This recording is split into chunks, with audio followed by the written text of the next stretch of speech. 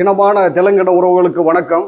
இன்று நாம் சந்திக்க போகும் சிறப்பு விருந்தினர் தமிழ்நாடு தெலுங்கு சம்மேளனத்தினுடைய நிறுவன அமைப்பை கடந்த காலங்களிலே நிறுவிய தமிழ்நாட்டில் இருக்கக்கூடிய ஒன்றுபட்ட தெலுங்கர்களுக்கான ஒரு தன்னுரிமை அமைப்பாக திகழ்ந்த ஐயா நாராயணசாமி அவர்களோடு இரண்டாம் கட்ட தலைவராக பயணித்தவர் இன்று நம்மோடு அரங்கிலே அமர்ந்திருக்கக்கூடிய ஐயா VS ராமன் அவர்களை தான் இப்பொழுது நாம் சந்திக்க உள்ளோம். அவரிடமே பேசுவோம். ஐயா வணக்கம். வணக்கம் சார். வணக்கம். வணக்கம். இன்றைக்கு இந்தியாவில் பார்த்தீங்கன்னா ஆளுகின்ற பாஜக அரசு இந்த மும்மொழி ஆட்சியை நடைமுறைப்படுத்தணும்னு சொல்லிட்டு இன்றைக்கு தொடர்ந்து அது ஒரு கால சூழல். இப்போ அதை தாண்டி தமிழ்நாட்டில் இரண்டாவது ஆட்சி மொழியாக தெலுங்கை அறிவிக்க வேணும்னு சொல்லிட்டு தமிழ்நாட்டில் இருக்கக்கூடிய ஒன்றுபட்ட தெலுங்கர்கள் எதிர்பார்க்கக்கூடிய ஒரு கால தேவை. இதை சார்ந்த உங்களுடைய கருத்து என்னன்றதை நீங்க பதிவிடலாம். அதாவது நம்ம சுதந்திரத்திற்கு பிறகு மாநிலங்களை எப்படி பிரிக்கணும், எந்த மாதிரி ஒரு வரையறைப்படுத்தணும் அப்படின்னு சொல்லி மத்திய அரசாங்கத்தில் ஒரு பெரிய டிஸ்கஷன் இருந்தது. அப்போது கடைசியில் அது சம்பந்தமாக ஜா கமிஷன் ஒரு கமிஷனை இது பற்றி சிந்தித்து ஒரு அறிக்கை கொடுக்கறதுக்காக ஜா கமிஷன் 49ல் ஒன்று ஏற்பாடு பண்ணாங்க. அப்புறம் அதுக்கு பிறகு அந்த ஜா கமிஷனுடைய அறிக்கையை செயல்படுத்தணும்னு சொல்லி ஒரு கமிட்டி ஃபார்ம் பண்ணாங்க. அதுக்கு அந்த கமிட்டிக்கு பேர் JVP கமிட்டின்னு பேர். JVPன்னா Jawaharlal Nehru J, Vallabhbhai Patel V, Pattabhi Sitaramayya P. JVP committee இந்தியாவுடைய 3 பெரும் தலைவர்களுடைய கமிட்டி. அவங்க தான் அந்த கமிட்டி ஃபார்ம் பண்ணாங்க. அந்த கமிட்டி தான் ரெக்கமெண்டேஷன் கொடுக்கணும். உடனே இது ஒரு பெரிய விஷயமா இருக்கிறதுனால யாருமே உடனே பார்லிமெண்ட்லேயோ சட்டமோ நிறைவேற்ற முடியாது. அதற்காக இதில் லோக்சபாவில் பில் பாஸ் பண்ணணும். அதுக்காகத்தான் இந்த JVP கமிட்டி போட்டாங்க. அந்த JVP கமிட்டியின் பரிந்துரை, ஜா கமிஷன் பரிந்துரை, இதையெல்லாம் வைத்து இந்த தமிழ்நாட்டில் இந்தியாவில் மொழிவாரி மாநிலங்கள் பிரிக்கலாம், அதுதான் பிற்காலத்தில் உதவியாக இருக்கும் அப்படின்னு சொல்லி முடிவு பண்ணாங்க. புரிஞ்சுட்டீங்களா? மொழிவாரி மாநிலங்கள் பிரிக்கலாம்னு சொல்லி லோக்சபாவில் சட்டமாக பாஸ் பண்ணாங்க. புரிஞ்சுட்டீங்களா? அப்போது ஒவ்வொரு மொழிக்கும் ஒரு மாநிலம். அதுக்கு முன்னாடி தமிழ்நாட்டை பொறுத்தளவில் 3 மொழி பேசக்கூடிய சேர்ந்து கம்பைன்டு ஸ்டேட்டாக இருந்தது. 3 மொழின்னா எந்தெந்த? தமிழ், தெலுங்கு, கன்னடம், மலையாளம், 4 மொழி, மன்னிக்கணும், 4 மொழி சேர்ந்து ஒரே ஸ்டேட்டாக இருந்தது. அப்புறம் மொழிவாரி மாநிலங்கள், லிங்குஸ்டிக் ஸ்டேட்ஸ்னு வரும்போது ஒன்றுபட்ட சென்னை மாநிலம் அது பிரிக்கிற போது தமிழ்நாடுக்கு ஒரு இது, அப்புறம் ஆந்திராவுக்கு தனியாக அப்படி பிரிச்சிட்டாங்க. பிரிக்கிற போது ஒரு ஒரு கொஸ்டின் வந்தது. இப்போ தமிழ்நாடு தனியாக தமிழ் மொழிக்குன்னு ஒரு மாநிலம் பிரிச்சாச்சு. ஆனால் அங்கே இருக்கிற தெலுங்குக்காரங்களுக்கு என்ன செய்யுது? அவங்க அந்த மண்ணின் மைந்தர்கள் அவங்களை என்ன செய்யறது? அவங்களுக்கு உரிமை இருக்குமா இல்லையா அப்படிங்கிற ஒரு டிஸ்கஷன் வந்து அதற்கும் அதில் அந்த சட்டத்தில் இடம் கொடுத்துருக்காங்க. அவங்களுக்கு என்ன செய்யணும், அவனுக்கு என்ன உரிமை, அவங்க மொழி படிக்கிறதுக்கு தாய்மொழி கல்விக்கு என்ன வழி இருக்கு அப்படிங்கிறதெல்லாம் அவங்க பேசி சட்டமாக நிறைவேற்றியிருக்காங்க. ஓகே, அப்போது நீங்கள் அந்த சட்டத்தின் பிரகாரம், அந்த சட்டத்தினுடைய படி நான் என்னுடைய தாய்மொழியை கற்பதற்கு நான் மொழி சிறுபான்மை தமிழ்நாட்டில் தமிழ் மொழிக்கு, தமிழ் மக்களுக்குன்னு ஒரு ஸ்டேட் வந்ததுனால நான் தமிழ்நாட்டின் மண்ணின் மைந்தர் ஆக இருப்பதினால், ஆனால் நான் தெலுங்குக்காரனாக இருக்கிறேன். அப்போ என்னுடைய தாய்மொழி கற்பதற்கு என்ன செய்யறது அப்படிங்கிறதுக்கு அந்த சட்டத்தில் ஒரு இடம் இருக்கு. அதுதான் நாங்கள் கேட்குறோம். அந்த சட்டத்தின்படி நீங்க இந்தியா ஒருவே ஒரு நாடு, ஏன்னா இந்திய நாட்டில் இது ஒரு மாநிலம். மாநிலம். அதான். அதனால அந்த சட்டத்தை நீங்க மதிக்கணும். அதாவது சட்டத்துல என்ன மொழிவாரி சிறுபான்மையினர்களுக்கு என்ன உரிமை இருக்கு அப்படின்னு. அதுக்காக நாங்கள் தமிழ் மொழியை கற்றுக்கொள்கிறோம், தமிழ் மொழியை இது தமிழ்நாடு, தமிழ் மொழியை கற்றுக்கொள்கிறோம், தமிழ் மொழியை நேசிக்கின்றோம். அதில் எங்களுக்கு எந்த விதமான மாற்று கருத்து இல்லை. ஆனா எங்க தாய்மொழி கற்றுக்கொள்வதற்கு வழி இருக்கா இல்லையா, அதற்கு என்ன செய்யறது, இது ஒரு கேள்வி. அதற்கு அந்த சட்டத்துல வழி சொல்லியிருக்காங்க. இது ஒண்ணு. ரெண்டாவது, தமிழ்நாட்டை பொறுத்தளவில் 3 விதமான தெலுங்குக்காரர்கள் இருக்கிறார்கள். 3 விதமான தெலுங்குக்காரர்கள். 3 வகையான தெலுங்கு. ஆமா, 3 வகையான தெலுங்கு. ஆணித்தரமாக சொல்றேன். தமிழ்நாட்டில் சார் நம்ம இல்ல இந்த 3 வகையான தமிழ்நாடு பிரிக்கிற போது பார்டர் டிஸ்பியூட் நிறைய இருந்தது. பார்டர் டிஸ்பியூட் எல்லாம் நிறைய வந்தது. அதுக்காக வந்து சென்ட்ரல் கவர்மெண்ட்ல இருந்து ஜஸ்டிஸ் பட்டாஸ்கார், பீகாரை சேர்ந்தவர், ஜஸ்டிஸ் பட்டாஸ்கார் அப்படின்னு ஒருத்தர் பட்டாஸ்கார் கமிஷன் அப்படின்னு ஒன்று அப்பாயின்மெண்ட் பண்ணி அவர் வந்து இங்க 3-4 மாசம் இருந்து சென்னையில இருந்து ஊரா போய் ஹெட் கவுண்டிங் எல்லாம் பண்ணாரு. ஹெட் கவுண்டிங், தமிழால் எத்தனை தெலுங்கால் எத்தனை பார்டர் டிஸ்ட்ரிக்ட்ல எல்லாம் ஹெட் கவுண்ட் எல்லாம் நடந்தது அந்த காலங்கள்ல. அதுபடிதான் தலை எண்ணிக்கையா ஹெட் கவுண்டிங் தலை எண்ணிக்கைன்னு தமிழ்ல சொல்லிக்கலாம். அதெல்லாம் நடந்துதான் மாநிலம் இது இந்த ஊர் யாருக்கு இந்த ஊர் யாருக்குன்னு பிரிச்சாங்க. அதுக்கு பேர் பட்டாஸ்கார் கமிஷன் பேரு. அவர் இங்க வந்து இருந்தாரு, ஜஸ்டிஸ் அவரு. அப்படி இருக்கும். உங்களுக்கு ஒரு சின்ன உதாரணம் சொல்றேன். நீங்க திருத்தணி போனீங்கன்னா கனகமச்சத்திரம்னு ஒரு ஊர் வரும். அப்படி போயிட்டே இருக்கும். அந்த கனகமச்சத்திரத்துக்குள்ள நுழைஞ்சிங்கன்னா லெப்ட் சைட்ல தமிழ்நாடு இருக்கும், ரைட் சைட்ல ஆந்திரா இருக்கும். ஒரே சாலை தான், ஒரே சாலை, ஒரே மாநில எல்லை பிரிப்புக்கான ஒரே தலையில லெப்ட்ல ஆந்திரா இருக்கும், ரைட்ல தமிழ்நாடு இருக்கும். அப்போ அது எப்படி அது அரைவ் பண்ணாங்கன்னா, அது பட்டாஸ்கார் கமிட்டி ரெக்கமெண்டேஷன்ல இங்க இந்த ரைட் சைட்ல இருக்கிறதுல தெலுங்குக்காரங்க மெஜாரிட்டி. அதுக்காக தமிழர் அங்க இல்லைன்னு இல்லை, அங்கேயும் தமிழால் இருந்தாங்க.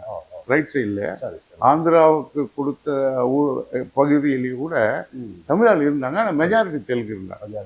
லெப்ட் சைட்ல தமிழால் அதிகமா இருந்தாங்க, தெலுங்கு கம்மியா இருந்தாங்க. அதுக்காக தெலுங்கால் இல்லைன்னு இல்லை, தெலுங்கால் இருந்தாங்க, தமிழர் அதிகமா இருந்ததுனால அந்த பகுதி வந்து தமிழ்நாட்டுக்கு கொடுத்தாங்க.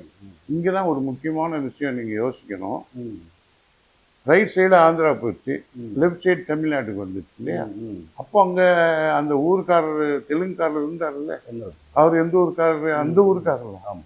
நீங்க மொழிவாரி மாநிலங்கள் பிரித்ததுனால அவர் வந்து ஆந்திராவுக்கு போக முடியுமா? அவர் தமிழ்நாட்டில் பார்டர்லாம் அவர் வீடு இருக்கு, நிலம் இருக்கு, எல்லாம் இருக்கு, காலங்காலமா வாழ்ந்து கொண்டு இருக்கின்றார். அவருக்கு உண்டான உரிமைகள் தமிழ்நாட்டு மக்கள், தமிழ்நாட்டு ஆட்சி கொடுக்கணுங்கிறது தான் இது சட்டம். அதைத்தான் நாங்கள் விரும்பி கேட்கிறோம். இப்போ இந்த 1956ஆம் ஆண்டுகள்ல வந்து மொழி வழி மாநிலங்களாக பிரிக்கப்பட்டாங்க. அந்த காலகட்டங்கள்ல இப்போ ஆந்திரா பகுதியில் இருக்கக்கூடிய தமிழ் பள்ளிகள், அதே போல கர்நாடகா கோலார் உள்ளிட்ட பகுதியில் இருந்த தமிழ் வழி ஆரம்ப துவக்க பள்ளிகள், அது இன்னைக்கு நடைமுறையில் இருக்குதுன்னுங்க. ஆமா, ஏன் நீங்க கர்நாடகாவில் நான் கூட உங்களை மாதிரி சில தமிழ் நண்பர்கள் கூட என்கிட்ட கேட்குறாங்க, நீங்க வந்து இங்க கேட்குறீங்கல்ல உரிமை, கர்நாடகாவில் தமிழருக்கு உரிமை இருக்கான்னு கேட்குறாங்க, என்கிட்ட கேட்குறாங்க. ஆமா, பேக்வேர்டில் தமிழ் ஜாதி இருக்கு. கர்நாடகாவில் பேக்வேர்ட் லிஸ்ட்ல தேவர் இருக்காரு, நாடார் இருக்காரு, எல்லாரும் இருக்காங்க. அது நீங்கள் படிச்சு பார்த்துட்டு பேசணும். நீங்கள் அது படிக்காம அவங்களுக்கு என்ன உரிமை கொடுத்துருக்காங்க அப்படின்னு நீங்கள் படிக்காம பேசணும். சரி, இப்போ மாநிலங்களாக பிரிக்கப்பட்ட காலத்துல இருந்த தமிழ்நாட்டு எல்லை பகுதியில் இருந்த தெலுங்கு பள்ளிகள் இன்றைக்கு அது முழுமையா நடைமுறையில் இருக்குதுங்களா? நீங்க இதுதான் ஒரு நல்ல ஒரு அருமையான கேள்வி. நீங்கள் இந்த மொழிவாரி மாநிலங்கள் பிரிக்கிறதுக்கு முன்னாடி இன்று தமிழகத்தில் இருக்கக்கூடிய சில பகுதிகளில், பல பகுதிகளில் தெலுங்கு ஸ்கூல் தான் இருந்தது பல ஸ்கூல்ல, பல ஊர்ல. கிட்டத்தட்ட எனக்கு தெரிந்த வரைக்கும் 1800 ஸ்கூல் இருந்தது. 800 பள்ளிகளா? 800 தெலுங்கு பள்ளிகள் இருந்தது. எனக்கு தெரிஞ்ச தெலுங்கு தான் மீடியம். 1800 பள்ளிகள் தமிழ், ஆங்கில, இதுங்க தெலுங்கு வழி பள்ளி, தெலுங்கு வழி பள்ளி, மீடியம், தெலுங்கு வழி பள்ளிகள். மாநிலம், மொழிவாரி மாநிலம் பிரிப்பதற்கு முன்பு இன்றைய தமிழக ஏரியாவில் இருந்தது. அது இப்போ இந்த இது நான் சொல்றேன், எனக்கு ஒரு சின்ன சந்தர்ப்பம் கொடுங்க. அது இருந்தது. அப்போ மொழிவாரி மாநிலம் பிரிச்சாச்சு. அந்த பகுதி வந்து தமிழ்நாட்டுக்கு வந்துருச்சு. அதனால தமிழ்நாட்டுக்கு வந்ததுனால என்னுடைய தாய்மொழியை நீங்கள் கற்பதற்கு வழி பண்ணி கொடுக்கணும்னு தான் நாங்கள் கேட்குறோம். அதெல்லாம் இருந்தது. சென்னையிலேயே வில்லிவாக்கத்தில் தெலுங்கு ஸ்கூல் இருந்தது, பெரம்பூரில் தெலுங்கு ஸ்கூல் இருந்தது, டி நகரில் தெலுங்கு ஸ்கூல் இருந்தது. ஆமாம், இதெல்லாம் தெலுங்கு ஸ்கூல் இருந்தது. இப்போ கூட இருக்குன்னு நான் நினைக்கிறேன். அந்த 1800 தெலுங்கு ஸ்கூல் இருக்கிறபோது ஒரு சட்டம் போட்டாங்க தமிழ்நாட்டில். என்ன சட்டம்னா, நீ தமிழ் படித்தால்தான் உனக்கு வேலை கிடைக்கும் அப்படின்னு போட்டாங்க. அன்றைக்கு இருந்த தமிழ்நாட்டு அரசு வந்து அன்னைக்கு இருந்ததா லேட்டரான் வந்ததா எனக்கு அந்த பீரியட் தெரியல, அப்படி போட்டாங்க. அப்புறம் நாங்கள் அதை எதிர்த்து அரசாங்கத்தை கேள்வி கேட்டோம். அவங்க என்ன செஞ்சாங்க, கடைசியில் மினிமம் தமிழ் கற்றுக்கோங்க அப்படின்னு சொல்லி சொன்னாங்க. அதுபடி இப்போ வந்துச்சு. அதோடையும் நீங்கள் தமிழ் படித்தால்தான் உங்களுக்கு வேலை வாய்ப்புன்னு சொல்லிட்டு இருந்தாங்க. தெலுங்குக்காரன் என்ன செய்வான், வேலைக்கு போகணும்ல, அதனால என்ன செய்கிறான், தாய்மொழியை விட்டுட்டு தமிழ் படிக்கணும்னு போகிறான். அப்படி தமிழ் படிக்கணும்னு போகும்போது அந்த ஸ்கூலில் தெலுங்கு ஸ்டூடெண்ட் கம்மி ஆயிடுவான். தெலுங்கு ஸ்டூடெண்ட் கம்மி ஆகிடுச்சுன்னா அரசாங்கம் என்ன செய்யும், தெலுங்கு வாத்தியாரை நிறுத்திடுவான். இதெல்லாம் ஒன்று செயின் மாதிரி தொடர்ந்து வரக்கூடிய வேலைகள். அதனால நாங்கள் தமிழ் படிக்கிறோம். அது நாங்கள் வேண்டாம், இது தமிழ்நாடு அரசாங்கமே சொல்லிடுச்சு, மத்திய அரசாங்கம், மொழிவாரி மாநிலங்கள் சொல்லிடுச்சு, தமிழ் நல்ல மொழி, எங்களுக்கு மாற்றுக்கிறதா இல்லை, நாங்கள் தமிழ் படிக்கிறோம், அது மாற்றுக்கிறது. ஆனால் என்னுடைய தாய்மொழி படிக்கிறது வந்து ஏற்கனவே இன்னொன்று கூட சொல்கிறேன் நான், ஏற்கனவே இருந்த ஸ்கூல்ஸ் ஏன் நீங்கள் அதுக்கு ஏன் உதவி பண்ணக்கூடாது, ஏன் அது வளர்க்கக்கூடாது அப்படின்னு சொல்லி தான் நாங்கள் கேட்குறோம். இது ஒன்று நாங்கள் எகென்ஸ்ட், எந்த மொழிக்கும் எகென்ஸ்ட் இல்லை, எங்களுக்கு இருந்த உரிமையை குழு என்று தான் கேட்கிறோம். சரி, இப்போ இந்தியாவில் வந்துங்க இந்த மும்மொழி கொள்கையை நடைமுறைப்படுத்தணும்னு சொல்லிட்டு இன்னைக்கு மத்திய அரசு வந்து ஒரு செயல் திட்டத்தை வகுக்கிறாங்க. இப்போ தமிழ்நாட்டில் இருக்கக்கூடிய தெலுங்கர்களாகிய நீங்கள் இந்த மும்மொழி கொள்கையை நீங்க ஏற்கிறீங்களா? இப்போ நீங்க என்ன சொன்னீங்கன்னா, அந்த மத்திய அரசாங்கத்தினுடைய மும்மொழி கொள்கை என்னன்னு எனக்கு அவ்வளவு தெரியாது. தமிழகத்தில் நம்ம தமிழ்நாட்டில் இருக்கோம். தமிழகத்தில் மும்மொழி கொள்கையை ஏற்றுக்கொள்வதாக இருந்தால் தமிழுக்கு அடுத்து நிறைய பேர் இந்த மண்ணின் மைந்தராக வாழ்பவர்கள் தெலுங்காரங்க. நல்லா புரிஞ்சுக்கணும்.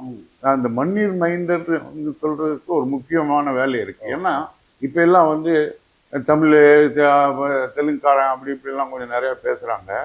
அவங்களுக்கு ஆக நான் சொல்றேன், இந்த மண்ணின் மைந்தராக இருக்கிறான் இல்லை, அவங்களுக்கு அது தேவைப்படுது. மண்ணின் மைந்தர்னா என்னன்னு நீங்க கேட்பீங்க. நான் கேட்குறேன், நான் சொல்றேன் உங்களுக்கு, இந்த தமிழ்நாட்டில் 3 வகையான தெலுங்காரங்க இருக்காங்க. 3 வகையான தெலுங்கு? ஆமா, 3 வகை. ஜாதி இல்ல 3 வகையான தெலுங்காரங்க. புதுமையான ஒரு ஆச்சரியமா இருக்குது. 3 வகையான தெலுங்கு கொஞ்சம் ஐயா விளக்குங்க. இல்ல 3 வகையான தெலுங்காரங்க இருக்காங்க. சொல்லுங்க. யாருன்னா, நேட்டிவ் இந்த ஊருக்காரன், தமிழ்நாடு பார்டரு குறிச்சி, நீங்க பார்டர் போடுறதுக்கு முன்னாடியில இருந்து இதே ஊர்லயே வாழ்ந்து எல்லாம் பண்ணிட்டு இருக்கிறவன் ஒரு தெலுங்காரன். அவனுக்கு ஆந்திரா தெரியாது, இந்த ஊர் தான், சரி. இந்த ஊருக்குலாம் இருப்பான், இந்த ஊர் தான் வாழ்வு எல்லாமே. ஆனால் அவன் தெலுங்கெல்லாம் படிக்கல, அவன் தமிழ் தான், இந்த ஊருக்காரன் அவன். அவர் ஒரு ஒரு குரூப் இருக்காங்க. ஓகே, இன்னொரு குரூப் வந்து ஒரு 1000 ஆண்டுகளுக்கு முன்பிருந்து வந்தவங்க இருக்காங்க. அவங்க வந்து அது வந்து அவங்க பிழப்புக்காக சாப்பாட்டுக்காக வந்தவங்க இல்லை, அது ஒரு சரித்திர நிகழ்வு. அது என்னது சரித்திர நிகழ்வு? முக்கியமான பாயிண்ட் சொல்றேன், நீங்க நோட் பண்ணிக்கணும். அது ஒரு சரித்திர நிகழ்வு. இந்த மாதிரி சரித்திர நிகழ்வு எல்லா மாநிலத்திலையும் நடந்திருக்கு. புரிஞ்சுங்க, நமக்கு தமிழ்நாட்டில் மட்டும் நடக்கல. 1000 ஆண்டுகளுக்கு முன்பு சோழ மன்னருடைய தங்கச்சி கூட தெலுங்கு விமலாயத்தன் யாரோ கட்டினதாக கேள்விப்பட்டிருக்கேன். அது எவ்வளவு அப்பையில இருந்தே ஒரு மைக்ரேஷன் தமிழ்நாட்டுக்குள்ள. அப்ப எல்லாம் தமிழ்நாடுன்னு இல்லையே, நீங்க இப்பதானே பார்டர் போட்டீங்க. இப்பதானே ஆமா ஆமா பல்லவ கிங்டமே தெலுங்கு கிங்டம்னு கூட நான் கேள்விப்படுறேன். அது நிறைய பேர் மறுப்பு தெரிவிக்கிறாங்க. அது நம்மளுக்கு தேவையில்லை. அப்படி ஒரு 1000 ஆண்டுகளாகவே மைக்ரேஷன் வந்து இருந்தது. அது சாப்பாட்டிற்காகவோ எதற்காகவோ நடந்தது அல்ல, அது ஒரு சரித்திர நிகழ்வு. இல்ல இப்போ வந்துங்க இருங்க, அது ஒரு ஹிஸ்டாரிக்கல் மூமெண்ட், அது சரித்திர நிகழ்வு, அது யாரும் நிறுத்த முடியாது. அப்புறம் இன்னொரு மூணாவது ஒரு தெலுங்குக்காரங்க இருக்காங்க. அவங்க வந்து அங்க ஆந்திராவிலையும் கான்டாக்ட்ல இருப்பாங்க, தமிழ்நாட்டிலையும் கான்டாக்ட் இருப்பாங்க, போயிட்டு வந்துகிட்டு இருப்பாங்க. இங்க ஒரு கார்டு வச்சிருப்பாங்க, அங்க ஒரு கார்டு வச்சு, அப்படி ஒரு ஒரு இப்போ இந்த நேரத்துல தான் உங்களுக்கு ஒரு முக்கியமான செய்தியை நான் ஒரு ஏஜ்டு மேனுங்கிறதுனால சொல்ல வரேன்னா, இந்த மாதிரி நிகழ்வுகள் எல்லா நாட்டுகள்லயும் இருக்கு. கிட்டத்தட்ட 190 நாடுகள்ல இந்த மாதிரி நிகழ்வுகள் இருக்கு. அதுக்கு தான் சென்ஸ் ஆஃப் தி சாயில்னு ஒரு கொண்டு வரோம். மண்ணின் மைந்தர்கள் சொல்றாங்க. யார் மண்ணின் மைந்தர்கள்? தமிழ்நாட்டில் தமிழர் இருக்காரு, அவர் ஏற்கனவே அவர் தமிழ்நாட்டுக்காரர், தமிழ் பேசுறாரு, அவரை வந்து மண்ணின் மைந்தன் சொல்ல தேவையில்லை. இதே மாதிரி தெலுங்கு ஆளுங்களுக்கு மண்ணின் மைந்தர் அப்படின்னு நாங்க சொல்றோம். ஏன் மண்ணின் மைந்தன் சொல்றோம்னா அதுக்கு ஒரு ஒரு இது வரையறை இருக்கு. யாரு மண்ணின் மைந்தர்? நான் 3 தெலுங்குக்காரர் இருக்கான்னு சொன்னேன். அதுல ஸ்பீச் ஸ்டேட்னு சொல்லுவாங்க ஆங்கிலத்துல, ஸ்பீச் ஸ்டேட். என் மொழி சார்ந்த மாநிலத்தோடு எனக்கு எந்த விதமான ஒட்டோ உறவோ இல்லாமல் நான் இங்கே இருக்கேன்னா அவன் தான் மண்ணின் மைந்தர். புரிஞ்சுட்டீங்களா? இது தெலுங்குக்காரனுக்கு மட்டும் இல்ல, தமிழருக்கும் அந்த அந்த வரையறை தான். தமிழர் இப்போ கர்நாடகாவில் நீங்கள் கேட்குறீங்க, கர்நாடக தமிழர்லாம் இருக்காங்கல்ல, அவங்களுக்கு உரிமையெல்லாம் இருக்காங்க, நான் இல்லைன்னு சொல்லல. அங்க தமிழ் மண்ணின் மைந்தர்கள் இருக்காங்க. இப்போ கம்ப்யூட்டர் காலம் வந்த பிறகு நிறைய பேர் வேலைக்கு போறாங்க. ஏன்னா அங்க தமிழ் மண்ணின் மைந்தர்கள் மைசூர் பக்கத்துல நிறைய ஊர்ல இருக்காங்க. அவங்களாம் அந்த ஊர் மண்ணின் மைந்தர்கள். அவங்க ரைட்ஸ் கேட்கணும், அவங்களுக்கு கொடுக்கணும். அவங்களுக்கு கொடுக்கலன்னா அவங்களுக்கு நாங்க கூட போராடுறதுக்கு ரெடியா இருக்கோம். என்ன புரிஞ்சுட்டீங்களா? மண்ணின் மைந்தர் யாருன்னா ஸ்பீச் ஸ்டேட்டோட கான்டாக்ட் இல்லாமல் வேற மாநிலத்தில் இருக்கும்போது அது லிங்குஸ்டிக், அது மைனாரிட்டி, லிங்குஸ்டிக் மைனாரிட்டின்னு அது சொல்றாங்க. அப்படி ஆள் தான் மண்ணின் மைந்தர். எனக்கு ஆந்திரா, நான் தெலுங்காலு, எனக்கு ஆந்திராவோட எந்த விதமான சம்பந்தம் இல்லை. என்னுடைய வாழ்வு, என்னுடைய சால்வு, என்னுடைய கல்யாணம், என்ன எல்லாமே இந்த மண்ணில் தான். ஆகையினால்தான் மண்ணின் மைந்தர். இது மாதிரி 160 நாடுகளில் இந்த மண்ணின் மைந்தர் இருக்காங்க. அமெரிக்காவில் பாதி பேர் இன்றைய பாப்புலேஷனில் பாதி பேர் வெளிநாட்டில் இருந்து போனவங்க. இன்னைக்கு ஜனாதிபதியாக வர்றவங்களே வெளிநாட்டில் இருந்து வந்தவங்க. எஸ், அது மாதிரி நாங்கள் இந்த மண்ணின் மைந்தர் யார் இருக்கிறோம் தமிழ்நாட்டில், அவங்களுக்கு தான் நாங்கள் சம உரிமை கேட்கிறோம். Rights at par with the local majority language. Rights at par with the local majority language. புரிஞ்சுட்டீங்களா? நாங்கள் அந்த டெய்லி அது சித்தூர்ல ஒரு வீடு, வேலூர்ல ஒரு வீடு வச்சிருக்காருல தெலுங்குக்கார், அவருக்கு கேட்கல. புரிஞ்சுட்டீங்களா? நாங்க இந்த மண்ணு தான் எங்களுக்கு. என்னுடைய வாழ்வு, என்னுடைய தாழ்வு, என்னுடைய வருமானம், நான் உழைக்கிறது எல்லாமே இந்த மண்ணுக்கு சேர்ந்தது தான். அதனால நாங்க கேட்கிறோம். சரி, இப்போ தமிழ்நாட்டினுடைய பக்கத்து மாநிலமான கர்நாடகாவில் கூடங்க, கர்நாடகாவில் வந்து கன்னட மொழி, ம். இரண்டாவதாக வந்து உருது மொழி, ஆ. கொங்கணி பாஷை உள்ளிட்ட ஆட்சி மொழியாக அங்க வச்சிருக்காங்க. ம். அதை போல வந்துங்க ஒன்றுபட்ட வந்து ஆந்திராவா இருக்கிறதுக்கு பிறகு வந்து தெலுங்கானா மாநிலம் பிரிக்கப்பட்டது ஆமா. சில ஆண்டுகளுக்கு முன்பு. ஆமா. அந்த மாநிலத்துல கூட இன்னைக்கு வந்துங்க தெலுங்குக்கு இரண்டாவதாக வந்து அங்க உருது மொழியை வந்து ஆட்சி மொழியா வச்சிருக்காங்க. ஆமா. இப்படி இருக்கிற காலகட்டத்துல ஆ. தமிழ்நாட்டில் இருக்கக்கூடிய ஒன்றுபட்ட தெலுங்கர்கள் சார்பாக ஆ. இரண்டாவது ஆட்சி மொழியாக வந்து தெலுங்கை வந்து அறிவிக்கணும் என்று ஒரு எதிர்பார்ப்புக்கான ஒரு கால தேவை இருக்குதுங்க. அதை சார்ந்த உங்களுடைய கருத்துக்களை சொல்லுங்க. ஆமா. நாங்க சென்ட்ரல் கவர்மெண்ட் மும்மொழி கொள்கைன்னு சொல்றது இல்லையா? ம், இவங்க ஏன் இருமொழி கொள்கை தான் வேணும் வேணும்னு சொல்றாங்கன்னு எனக்கு தெரியல. ம், மும்மொழி கொள்கைனா நாங்கள் தெலுங்கு நிறைய பேர் தெலுங்குக்காரர் இருக்கான். ம், அவங்க இந்த மண்ணின் மைந்தர் கூட சன்ஸ் ஆஃப் தி சாயில் நிறைய பேர் இருக்கான். ம், அதனால நாங்கள் தெலுங்கு அடாப்ட் பண்ணிக்கிறேன்னு கூட சொல்லலாம். ம், ம், அது ஏன் சொல்ல மாட்டேங்கிறாங்க எனக்கு தெரியாது. ம், அவங்க சொல்லணும். நான் சி இப்போ நீங்கள் சொன்னீங்க கர்நாடகாவை பற்றி பேசுனீங்கல்ல. ம், கர்நாடகாவில் தமிழ் ஆளுகள் இருக்காங்க. எனக்கு தெரிஞ்ச வரைக்கும் 35 லட்சம் இருக்கிற மாதிரி எனக்கு தெரியுது. சரி, சரி. எனக்கு சரியான இது இல்லை. ம், அங்கே ஏன் தமிழ் வைக்காம உருது வைக்கிறாங்கன்னா, ம். அங்க உருது தான் செகண்ட் பிக்கெஸ்ட் லாங்குவேஜ். பெரும்பான்மை ஆமா. சமூகம். ரெண்டாவது பெரிய கன்னட மக்களுக்கு அடுத்ததாக வந்து உருது உருது பேசுகிற அங்கே மக்கள் இரண்டாவது பெரும்பான்மை. இரண்டாவது பெரும்பான்மையான மொழி. அதனால அதை வச்சுக்கிறாங்க. அது மட்டும் இல்லை, கொங்கணின்னு சொன்னீங்க. அவங்க கொங்கணி வந்து அது நேட்டிவ் மொழி, அதனால அதை வச்சுக்கிறாங்க. இப்போ இங்க தமிழ்நாடத்தை பொறுத்தவரை தமிழ் தான் வேணும். தமிழ் ஆட்சி மொழி வேணும். தமிழ் படிக்கணும். அது மாற்று கருத்துக்கு இல்லை. மூன்றாவது மொழியாக சொல்ற போது தெலுங்கு மக்கள் தான் தமிழருக்கு அடுத்து அதிகமா இருக்காங்க. அதனால அதை கொண்டு வரலாம். அது எங்களுடைய கருத்து. அதற்கு ஏற்கனவே லோக்சபாவில் பாஸ் பண்ண சட்டமே இருக்கு. அவர்கள் விரும்பும் வரை அவங்களுக்கு அந்த மொழியை கற்றுக் கொடுக்கணும்னு சொல்லியிருக்கு, சட்டத்தில் இருக்கு. அந்த அந்த ஜேவிபி கமிஷன் கொடுத்தாங்கல்ல லோக்சபாவில், அந்த சட்டத்திலேயே இருக்கு. அது சில ஆள்களுக்கு அது தெரியல, அது என்னமோ பேசுறாங்க. காலத்தினுடைய மாற்றத்தினால அப்படி நடக்குது. சரிங்க. இப்போ தமிழ்நாட்டில் வந்து இன்றைக்கு இருக்கக்கூடிய திமுக அரசு, இந்த திமுக அமைச்சரவையில் பார்த்தீங்கன்னா ஒரு 6க்கு 7க்கு மேற்பட்ட தெலுங்கு அமைச்சர்கள் இருக்கிறாங்க. ஆமாம். ஒரு 15க்கு 20க்கு மேற்பட்ட சட்டமன்ற உறுப்பினர்கள் இருக்கிறாங்க. இப்படியெல்லாம் இருக்கும்போது இங்க தமிழ்நாட்டு தெலுங்கு மக்களுக்கான இங்க தன்னுரிமை என்பது தேவை என்பதற்கான காலம் என்ன? அவங்க தானே இன்னைக்கு அமைச்சர்களா இருக்காங்க, சட்டமன்ற உறுப்பினர்களா இருக்காங்க. இல்ல அப்படி இல்லை. நீங்க வந்து அதுதான் நான் மறுபடியும் அந்த கமிட்டி பாஸ் பண்ணாங்களே, ஜேவிபி கமிட்டி, அதுல சில கருத்துக்களை சொல்லியிருக்காங்க. இப்போ அங்க பாஸ் பண்ணியிருக்காங்க. நான் சொன்ன 1800 தெலுங்கு ஸ்கூல் இருந்தது, இன்றைக்கு 400 தான் இருக்கு. மீதி எங்க போச்சு? நீங்கள் பணம் கொடுக்கல, நீங்க வாத்தியாரை கொடுக்க மாட்டேன்றீங்க, நீங்க வேலை வாய்ப்பு கொடுக்க மாட்டேன்றீங்க, அதனால அவன் தெலுங்கு படிக்க மாட்டேன்றான். நீங்க வேலை வாய்ப்பு கொடுத்தால், நீங்க தெலுங்கு படிச்சுட்டு வாயா, நான் வேலை கொடுக்குறேன், நீ இந்த ஊர்ல தெலுங்கு மண்ணின் மைந்தர், நீ வேலை கொடுக்குறேன்னா அவன் வேலை படிச்சுட்டு தான் வருவான்.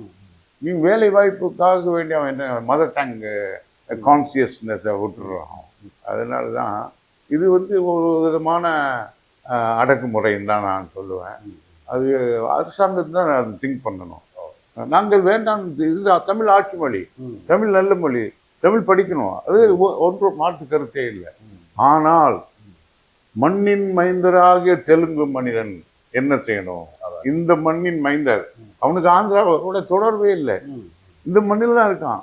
கோவில்பட்டியில் இருப்பான், கோயம்புத்தூர்ல இருப்பான், கிருஷ்ணகிரியில் இருப்பான், அவனுக்கு ஆந்திராவுக்கு சம்பந்தமே இல்லை. இவன் பேசுற தெலுங்கு அவனுக்கு புரியாது.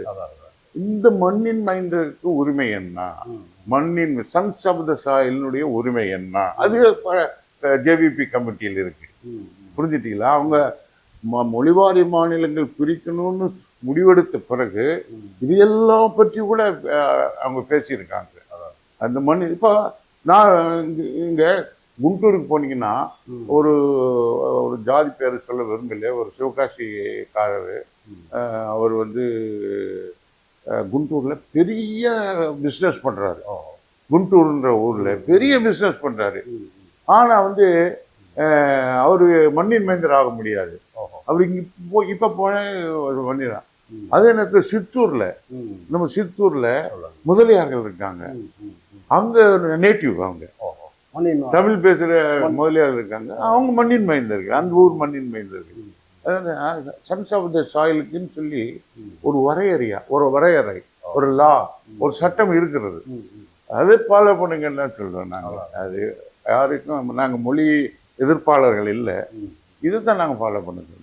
தமிழ்நாட்டில் வந்து தமிழுக்கு அடுத்து மொழி வந்து தெலுங்கு மொழி, தெலுங்கு பேசுகிறவர்கள்.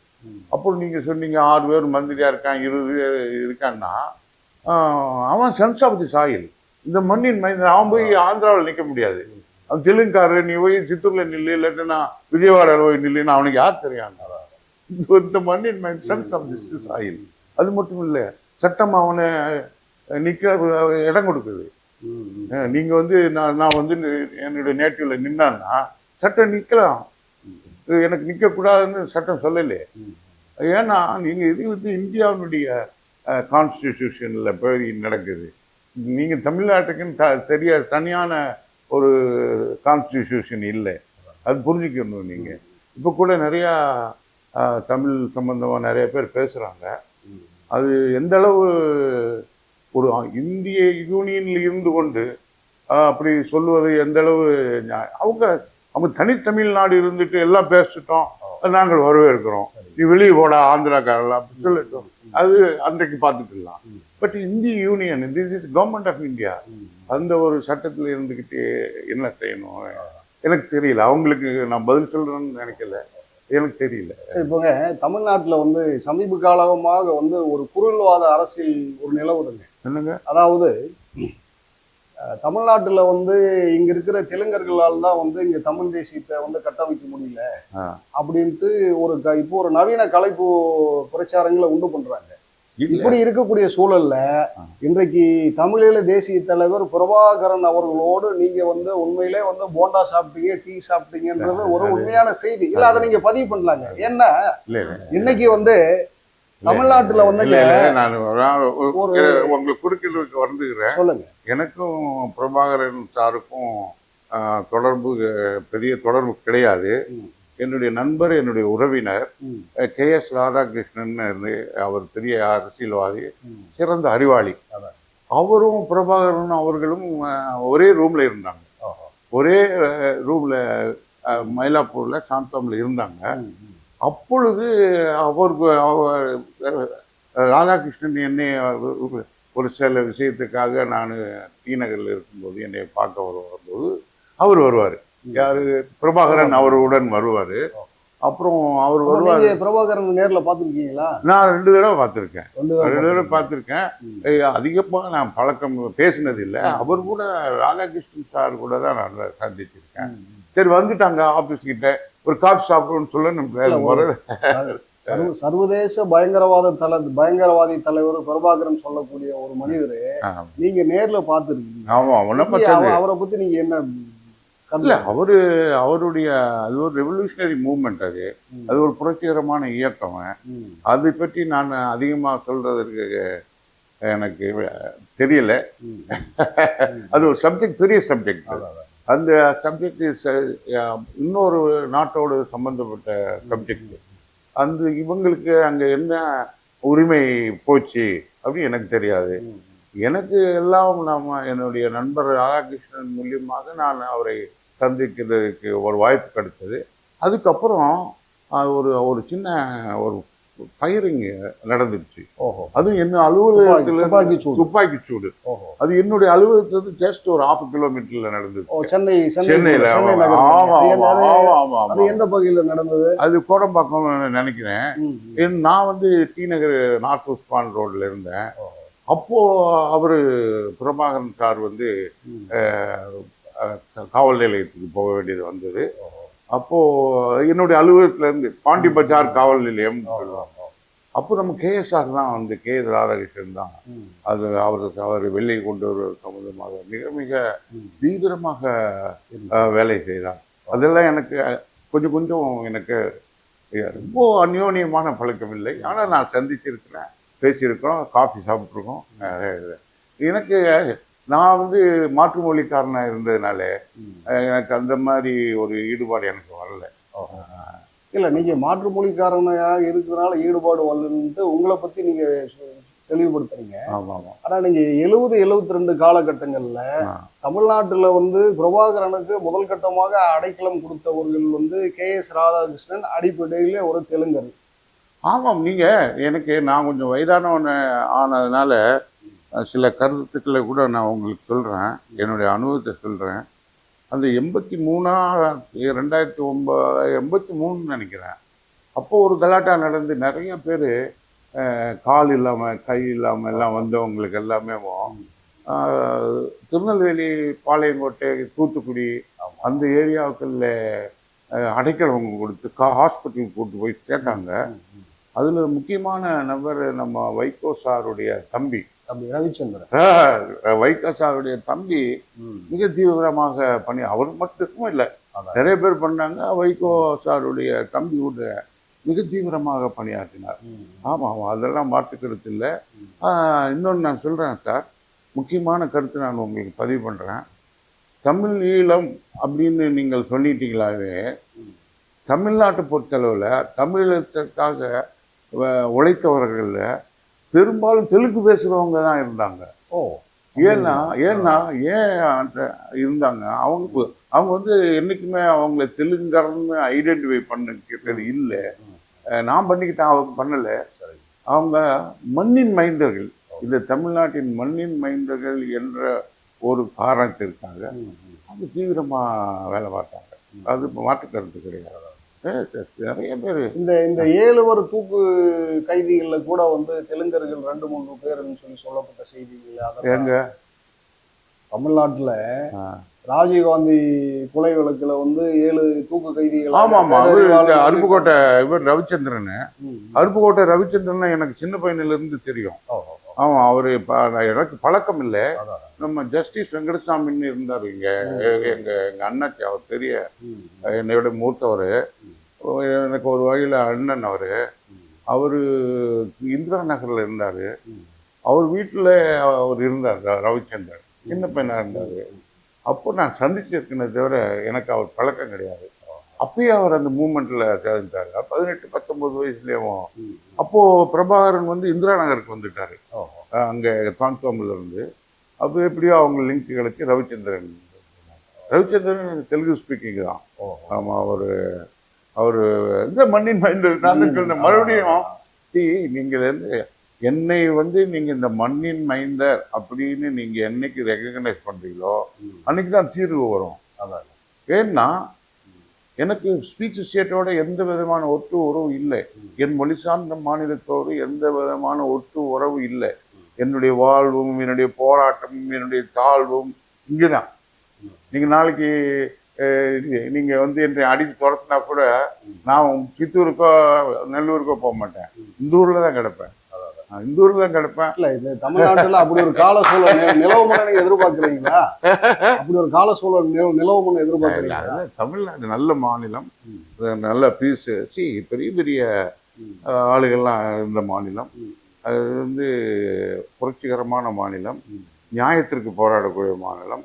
எத்தனையோ பேர் நல்ல நியாயத்துக்காக போராடி இருக்காங்க.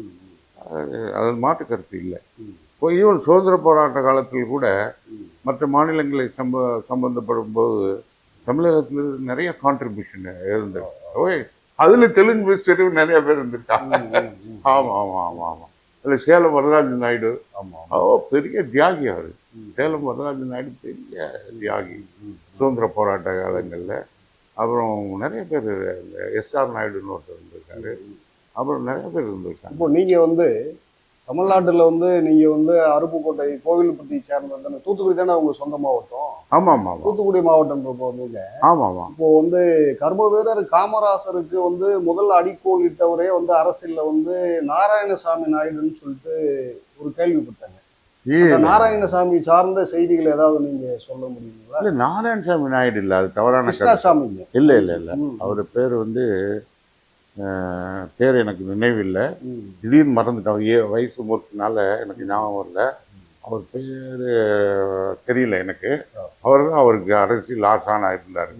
அரசியல் ஆசான்னா அருப்புக்கோட்டை கிருஷ்ணசாமிங்களா? இல்ல அவர் வந்து சாத்தூர் பக்கத்துல, சாத்தூர்னு ஒரு ஊர் இருக்கு அது பக்கத்துல.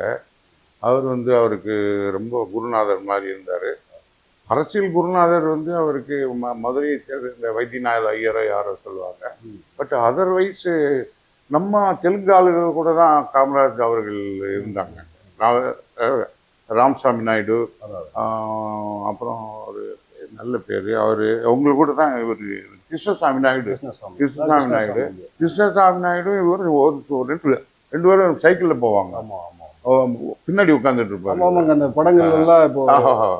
ஆமா குருநாதர் இன்னொரு நாயுடு, அவர் பேரு நான் மறந்துட்டேன், எனக்கு நினைவு வரல. அப்படி அவர்கள் இருந்தாங்க. அது ஒரு காலம். சரி, மகிழ்ச்சி. இந்த நேரத்துல நான் மறுபடியும் இன்னைக்கு எல்லாம் வந்தது மிக்க நன்றி. என்னையும் நினைத்து வந்திருக்கீங்க. நாங்கள் என்னன்னா, தமிழுக்கு, தமிழ் மண்ணுக்கு எல்லாரையும் விட உழைப்பதற்கு, தியாகம் செய்வதற்கு தமிழ் மக்கள், தமிழ்நாட்டில் இருக்க தெலுங்கு மக்கள் தான் மிக மிக சிறந்தவர்களாக இருந்திருக்கோம். அதில் மாற்று கருத்து கிடையாது. இந்த பார்டர் டிஸ்ட்ரிக்டில் அங்கே இங்கே எல்லாம் வந்து மண்ணின் மைந்தர் என்ற முறையில் மொழிவாரி மாநிலங்கள் பிரிக்கப்படும் முன்பு இருந்த ஸ்டேட்டஸ் எங்களுக்கு வேணும்னு கேட்குறோம். அது தெலுங்கு ஸ்கூல்ஸ், தெலுங்கு படிக்கிறது. மொழிவாரி மாநிலங்கள் பிரிக்கும் முன்னாடி இன்றைய தமிழகத்தில் இருக்கிற தெலுங்கு ஊர்களில் என்ன ஸ்டேட்டஸ் அது கேட்குறோம். நாங்கள் ஒன்றும் புதுசா டிமாண்ட் இல்லை. ஒன்று. ரெண்டாவது, நாங்கள் மண்ணின் மைந்தர்கள் என்று ஆயிட்ட பிறகு எங்களுக்கு ஸ்பீச் ஸ்டேட்டோடு, அதாவது ஸ்பீச் ஸ்டேட் என்ற சொல்லக்கூடிய ஆந்திராவோடு எங்களுக்கு எந்த ஒட்டு உறவு இல்லாதனால இந்த தமிழ் மக்களுக்கு, தமிழ் ஜாதிகளுக்கு என்ன அடிப்படை உரிமை இருக்கோ அது வேணும்னு கேட்கும். இங்கே நீ இப்படி கேட்குறிய, அப்போ கர்நாடகாவில் தமிழ் ஆளுகளுக்கு கொடுப்பியா பேக்வேர்டில்னு கேட்கலாம். நல்ல கேள்விதான். கொடுக்குறோம், இருக்கு, என்கிட்ட லிஸ்ட் இருக்கு. அந்த தமிழ் ஜாதி என்னென்னதுக்கு பேக்வேர்டு கொடுத்துருக்காங்க என்கிட்ட லிஸ்ட் இருக்கு. அதே மாதிரி ஆந்திராவில் என்னென்ன கொடுக்குறாங்க லிஸ்ட் இருக்கு. முக்கியமான விஷயம் என்னன்னா, கர்நாடகாவில் தமிழுக்கு அடுத்து முஸ்லிம்ஸ் தான் மெருவாலியான ஜாதியா இருக்காங்க அங்க. நாங்க இங்க அப்படி இல்லை. தமிழுக்கு அடுத்து தெலுங்காரன் தான் நிறைய பேர் இருக்கான். அதனால நாங்க இந்த மண்ணின் மைந்தரா இருக்கோம். அதனால குடுன்னு சொல்றோம். இது உலகம் பூரா 150 நாடுகள்ல, உலகம் முழுவதும் 150 நாடுகள்ல மதர் டங் கான்சியஸ்னஸ்னு ஒரு இது இருக்கு, ஒரு அசோசியேஷனே இருக்கு. தாய்மொழியை கற்றுக் கொடுக்க வேண்டும் என்று ஒரு பெரிய ரெவல்யூஷனே இருக்கு. என்ன அதனால நாங்கள் கேட்குறோமே தவிர அதுக்காக நான் தூத்துக்குடிக்காரன், எனக்கு தூத்துக்குடியில் தெலுங்கு ஸ்கூல் வைன்னு நான் சொல்லலை. நான் தமிழ் தான் படித்தேன். உங்களோட நல்லா தமிழ்காரர் ஈக்குவலாக நான் தமிழ் பேசுவேன், ஆராட்டிங் பண்ணுவேன், மைக் பிடிச்சி பேசுவேன், எல்லாம் பண்ணுவேன். அது அல்ல, அதுவும் எல்லாம் முறை. அந்த மறுபடியும் நான் சொல்லிக்கொள்ள விரும்புகிறேன், என்ன சொல்லிக்கொள்ள ஆசைப்படுறேன்னா, சன்ஸ் ஆஃப் தி சாயில், மண்ணின் மைந்தர் யார்? என்னை மாதிரியே மலேசியாவில் தமிழால் மண்ணின் மைந்தர் இருக்கான். மலேசியாவில், சிங்கப்பூர்ல தமிழால் மண்ணின் மைந்தரா இருக்கான். இந்த மண்ணின் மைந்தர் கான்செப்ட் வந்து நீங்க ஒத்துக்கிறணும், நீங்க அக்செப்ட் பண்ணணும். அதுதான் முக்கியமான விஷயம். நான் எனக்கு மட்டும் கொடுன்னு. அதே மாதிரி ஒரிசாவில் வேற பக்கத்து ஸ்டேட்டுக்காரன் மண்ணின் மைந்தரா இருக்கான். அதே உங்களுக்கு இன்னொரு உதாரணம் சொல்றேன். மகாராஷ்டிராவும் குஜராத்தும், இன்றைய மகாராஷ்டிராவும் குஜராத்தும் மொழிவாரி மாநிலங்கள் பிரிக்கப்படுவதற்கு முன்பு 2 ஒன்னா தான் இருந்தது. அவங்க பீஸ்ஃபுல்லாக தானே செட்டில்மெண்ட் போனாங்க. அவங்க தான் ஒத்துக்கிறாங்க, எல்லாம் பண்ணுறாங்களே. அது ஒன்றும் பெரிய ட்ராபேக் இல்லை. தமிழ் வேண்டாம், தமிழுக்கு எதிர்ப்பு, தமிழ் அப்படின்னு எவரால் சொன்னாலும் முதல் போராடக்கூடிய நாங்கள் தான் இருப்போம். புரிஞ்சிட்டீங்களா? அதாவது நீங்கள் மறுபடியும் பலமுறை சொல்லிட்டேன், தயவு செய்து sons of the soil concept, மண்ணின் மைந்தர் கான்செப்டை நம்ம ஃபாலோ பண்ணணும். அதுதான் முக்கியமான. அது நான் சொல்லலை, சட்டத்தில் இருக்கு. சரி, மகிழ்ச்சிங்க. தமிழ்நாட்டில் இருக்கக்கூடிய ஒன்றுபட்ட தெலுங்கர்களுடைய எதிர்பார்ப்பாக இருக்கக்கூடிய இரண்டாவது ஆட்சி நாங்க மறுபடியும் கோரிக்கை வரும் காலகட்டத்திலாவது வந்து அது வந்து வெற்றி பெறட்டும். இந்த நேரத்தில் வந்து உங்களுக்கு கண்டிப்பா வாழ்த்து சொல்ல மறுபடியும் கடைசியில் முடிக்கிறேன். சப்போஸ் நான் போய் ஒரு ஈரோடுல ஒரு கூட்டம் போடுறேன்னு வச்சுக்கோங்க. ஒரு கூட்டம் தெலுங்கு சம்பந்தமான கூட்டம் போனா நான் பேசுறதே தமிழ்ல தான் பேசுறேன். அங்க போய் தெலுங்குல நான் பேசுறது இல்லை. புரிஞ்சுட்டீங்களா? அது வேறு என்ன மற்ற rights at par with others for sons of the soil அப்படிங்கிற ஒரு இது இருக்கு சட்டம். அதுதான் முக்கியம்னு சொல்ல வரேன். உங்களுக்கு ரொம்ப ரொம்ப நன்றி. என்னையும் நினைத்து நீங்கள் வந்து இன்டர்வியூ பண்ணதுக்கு மிக்க மிக்க நன்றி. இது என்னுடைய கருத்து தான். இது என்னோட சட்டத்தில் இருக்கிற கருத்து தான் நான் சொன்னேன். இது வந்து நடக்கலாம், இது நடக்கலாம், இது வந்து தவறு ஒன்றும் இல்லை. நின்ற உங்களுக்கு ரொம்ப வந்து தூத்துக்குடியில அங்க இருந்த மக்கள் நிலைமை மொழிவாரி மாநிலங்கள் பிரிக்கப்பட்டப்ப அது முன்னாடியும் அது பிறகும் எப்படி மக்கள் நிலை இருந்தது? இல்லை, நீங்கள் நான் சார் சொல்கிற போதே சொல்லணும்னு நினைச்சேன். ஒரு கருத்து, முக்கியமான கருத்து நான் சொல்ல மறந்துட்டேன், இப்போ சொல்கிறேன். மொழிவாரி மாநிலங்கள் பிரிக்கப்பட்ட போது தெலுங்குக்காரங்கள்லாம் வந்து ஹலோ தெலுங்குக்காரர்கள் தமிழ்நாட்டில் தமிழ் ஏரியாவில் இருக்கிற தெலுங்குக்காரங்கள்லாம் கொஞ்சம் பேர் பார்டர் டிஸ்ட்ரிக்டில் ஆந்திரா வேணும் ஆந்திரா வேணும்னு கூப்பாடு போட்டாங்க. ஆனால் நாங்கள்லாம் வந்து தமிழ்நாட்டில் இருக்கும் மண்ணின் மந்திரா தெலுங்குக்காரங்கள்லாம் தமிழ்நாடு வேணும்னு போராட்டம் நடத்தினவங்க. நீங்கள் நல்லா புரிஞ்சுக்க, முக்கியமான செய்தி நான் உங்களுக்கு சொல்கிறேன். இந்த தமிழ் நண்பர்கள் யாரோ சொல்கிறாங்க தமிழ் தேசியம் சொல்கிறாங்கல்ல, அவங்களுக்கெல்லாம் நான் ஒன்று சொல்கிறேன். என்ன, கிருஷ்ணகிரியில் சார் கேளுங்க, கிருஷ்ணகிரியில் வேலூரில் காஞ்சிபுரம்லாம் தெலுங்குக்காரன் ஊர், செங்கல்பட்டு தெலுங்குக்காரன் ஊர். செங்கல்பட்டுங்க பேரே தெலுங்கு பேர். உங்களுக்கு தெரியுமா தெரியாதா? செங்கழுவப்பட்டுங்கிறதா அந்த ஊர் பேர். செங்கழுவப்பட்டுன்னா காலையில் உதிக்கும் தாமரைன்னு பேர். செங்கழுவப்பட்டு அதுதான் தெலுங்கு பேர் தான் செங்கல்பட்டு ஆயிடுச்சு. சரி, அது வேற ஒரு புது சர்ச்சைக்கு நாம் போக விரும்பல. என்ன, இவங்கெல்லாம் வந்து செங்கல்பட்டு காரணம், காஞ்சிபுரத்து காரணம், ஆந்திரா வேணும்னு போராடலை, தமிழ்நாடு வேணும்னு தான் போராடினா. நீங்க புரிஞ்சுக்கணும், இந்த தமிழ் தேசியம் பேசுகிற நண்பர்கள்லாம் புரிஞ்சுக்கணும். ஏன் அப்படி போராடினா, அவன் இந்த மண்ணின் மைந்த sons of the soil, no contact with speech state, தான் மொழியை சார்ந்த மாநிலத்தோடு ஒட்டோ உறவோ கிஞ்சித்தும் இல்லாதவன். இவரு தமிழாளுக்கு தமிழ் தேசியம் பேசுறவருக்கு ஆந்திரா பற்றி எவ்வளவு தெரியுமோ அவ்வளவுதான் கோல்பேட்டியில் இருக்க தெலுங்குக்காரனுக்கு தெரியும். புரிஞ்சுட்டீங்களா? போறது இல்லை, நிறைய ஆள் போறாங்க. இல்ல, தமிழ் கிடையாது, நேட்டிவ் சாயில் சார். இது இந்த மண்ணின் மைந்தர், அதான் சொல்ல நேட்டிவ் சாயில். தமிழ்னு கிடையாது, நேட்டிவ் சாயில். எனக்கு இந்த மண்ணு தான், இதுதான் இந்த மண்ணில் என்ன இருக்கு, தமிழ் இருக்கு, அவன் தமிழ். அதுக்கு தான் நான் மறுபடியும் உங்களுடைய பேட்டியில் சொன்னது சன்ஸ் ஆஃப் த சாயில், மண்ணின் மைந்தர்ங்கிறத பலமுறை சொல்லிட்டேன். யார் மண்ணின் மைந்தர்? ஸ்பீச் ஸ்டேட்டோட கான்டாக்ட் இல்லாதவன் எல்லாருமே மண்ணின் மைந்தர். தெலுங்காரம் மட்டும் இல்லை. ஒருவேளைக்கு இது ஆந்திராவில் தமிழால் இருக்காங்க, நெல்லூர் டிஸ்ட்ரிக்ட்ல. இந்த பக்கத்தில் இந்த ரோஜா இருந்தாங்களே, அது ஒரு ஆள் தமிழ் ஆள் எலெக்ஷனில் கூட நின்னாரு. அவர் அந்த மண்ணின் மைந்தர். நேரியில் யாரோ நின்னாங்க, அவர் அந்த ஊர் மண்ணின் மைந்தர், சென்ஸ் ஆஃப் தி சாயில். அவருக்கு இங்கே சித்தூரில் இருக்கிற முதலியாருக்கு இங்கே ஒன்றும் தொடர்பு இல்லை. அவர் தெலுங்குலாம் படிப்பார். என்ன சொல்லி. ஸோ அதனால தான் நான் உங்கள் பேட்டியில் பலமுறை சன்ஸ் ஆஃப் தி சாயிலை பற்றி நான் சொன்னேன். நீங்கள் இது வந்து ஒரு பெரிய சப்ஜெக்ட். நம்ம வாழ்றது முக்கியமான ஒரு செய்தி நான் உங்களுக்கு சொல்ல கடமைப்படுவேன்.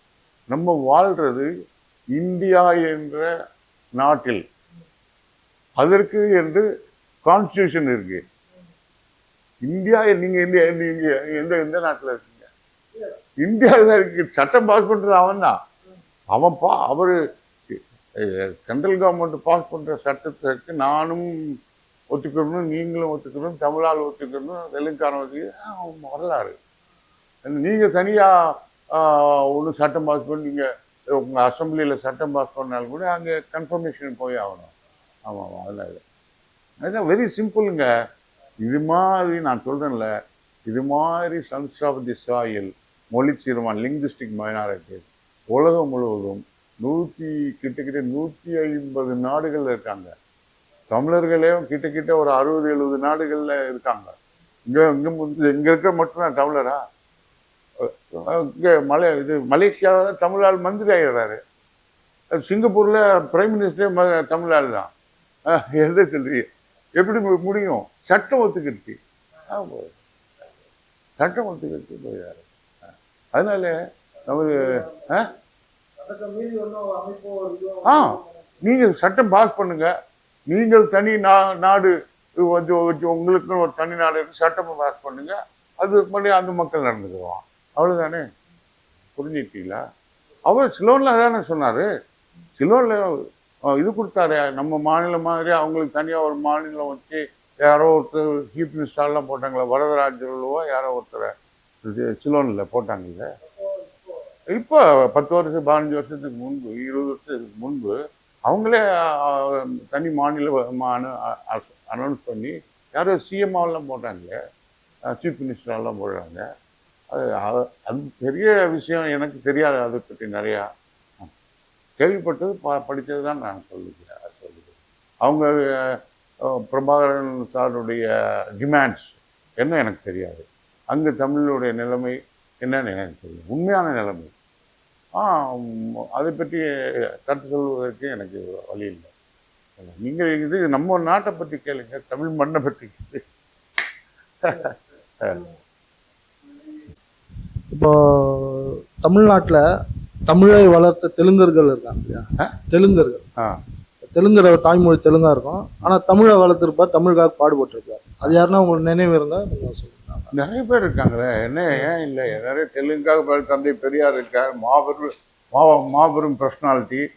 ஏன்னா நீங்கள் பெரியாரை யாரும் மறுபடியும் சில ஆள் பெரியாருக்கு தெலுங்காரன்றாங்க.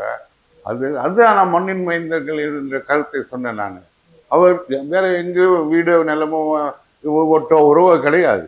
அதனால அவருக்கு தான் நிறைய போராட்டம் நடந்துருக்கேன். நான் உங்களுக்கு பெரியாரை பற்றி ஒன்று சொல்லிக்கிறேன். எந்த ஒரு போராட்டத்தையும் அவர் நிறைய போராட்டங்கள் நடத்தியிருக்காரு.